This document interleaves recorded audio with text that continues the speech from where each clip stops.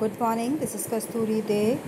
Today again I have come to discuss the question answers of the physical quantities and measurements chapter according to ICSE syllabus class 8. Okay, so today I am starting with define the term relative density of a substance.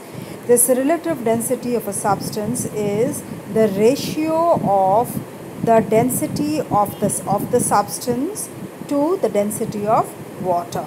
It is a ratio which is it is a ratio of what? It is the ratio of the density of a substance, the given substance that is, and to the density of water.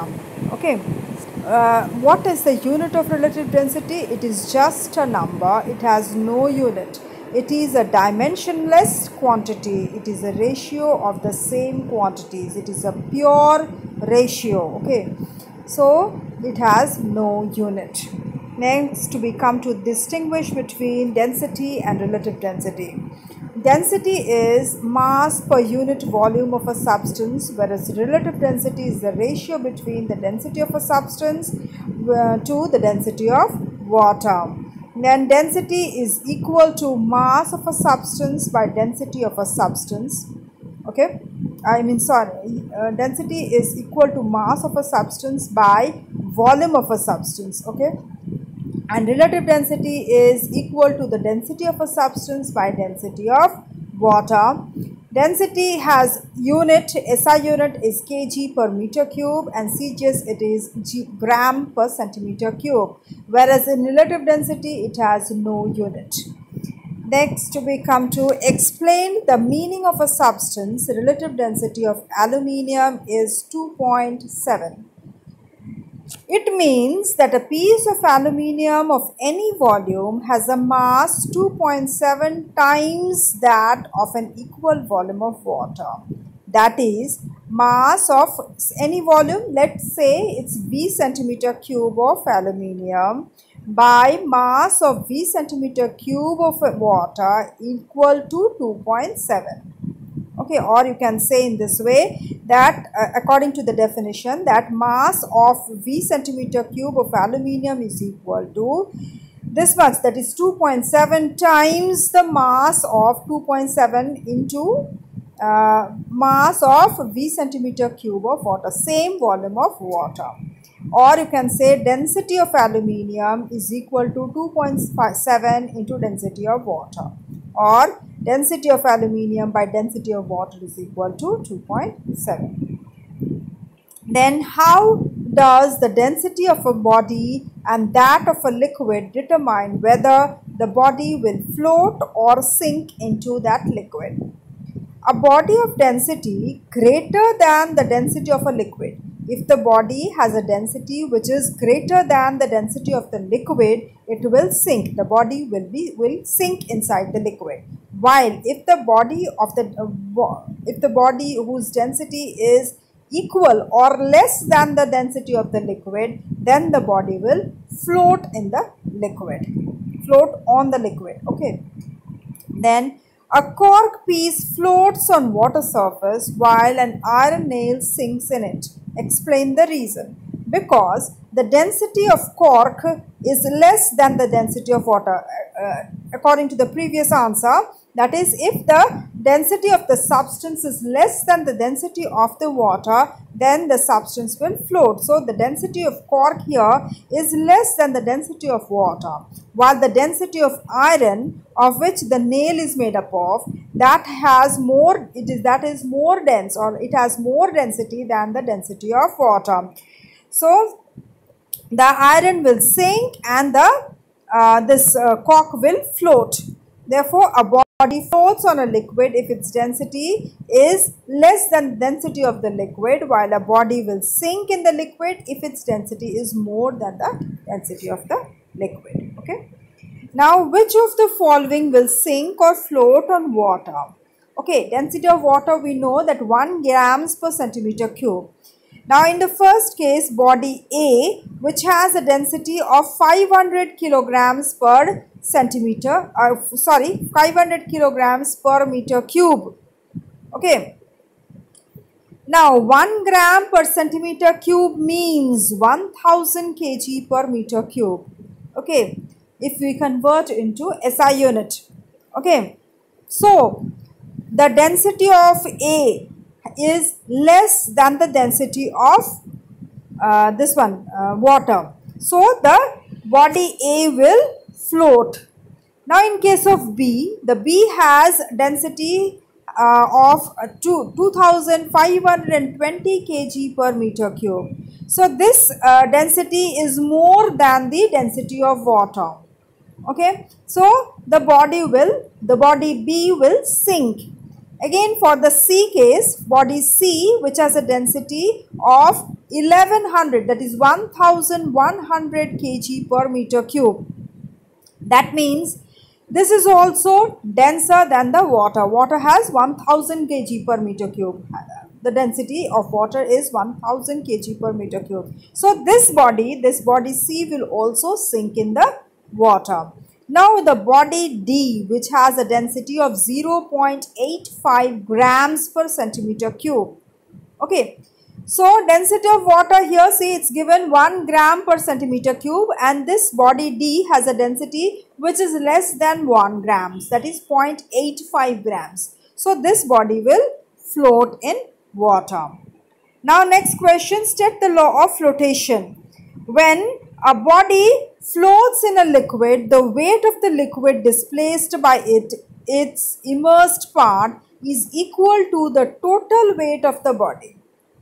When a body is floating in the liquid, what happens? The weight of the liquid which is displaced by the body, which has been displaced by the immersed part of the body. So, that part will be equal to the total weight of the body. Okay, this is the law of flotation. So what is the conclusion? That weight of the floating body is equal to weight of the liquid displaced by its immersed part, or we can say it's equal to its buoyant force. That is, weight of the floating body is equal to its buoyant force. Okay. Now the density of water is 1 gram per centimeter cube. The density of iron is 7.8 grams per centimeter cube. The density of mercury is 13.6 grams per centimeter cube. Now we come to the question. Answer the following. Will a piece of iron float or sink in water?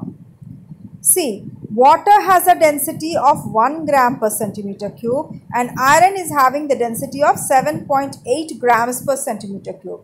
So, this iron is more denser than water. So, this iron will sink in water. Okay. Now, next question, the B question is, will a piece of iron float or sink in mercury? Iron has a density of 7.8 grams per centimeter cube, but in case of mercury, the mercury has a density of 13.6 grams per centimeter cube. So, density of mercury is more than the density of iron. So, the iron will sink in mercury. Iron will float in mercury because iron is having less density than mercury. So, iron will float. Okay. Next we come to the 19th question. The diagram given below shows a body floating in 3 different liquids A, B and C at different levels.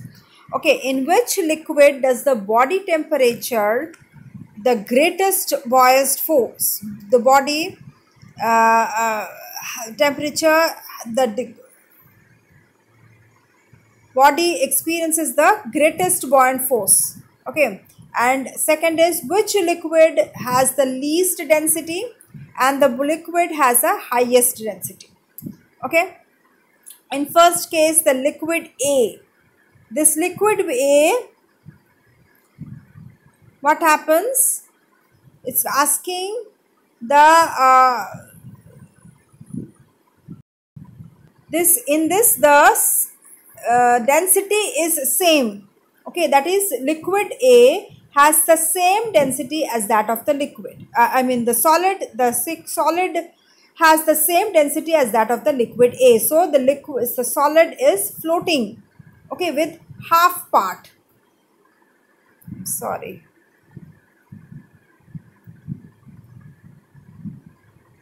No, see the picture, it is showing that only 1/3 is above the liquid, then the other part, the rest of the 3/4 part is inside the 1/4 is above the liquid, and the 3/4 is below the liquid. So this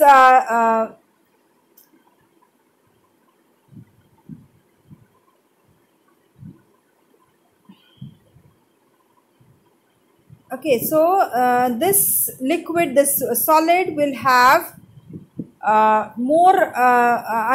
less denser than the liquid A, and it will experience a greatest buoyant force. In fact, the buoyant force will be equal to the weight of the body. That's why it is same in each case, in this case. Okay, which liquid has the least density? The liquid A has the least density, because see, the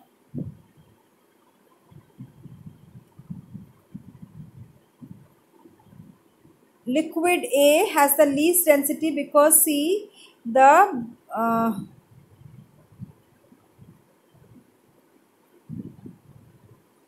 this body is sinking almost 3/4 part inside the liquid A. In other the two liquids, the solid is floating almost with its more part above the liquid.